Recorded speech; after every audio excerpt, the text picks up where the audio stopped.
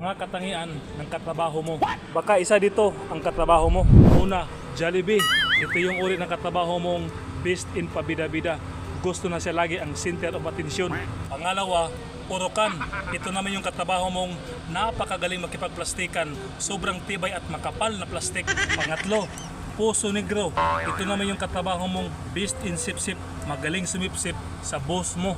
Pangapat, Manila Paper. Ito naman yung katrabaho mong mapapil sa lahat.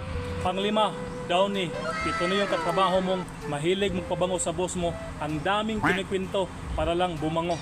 At panganim, CCTV. Ito na yung katrabaho mong pumapasok lang para bantayan ka.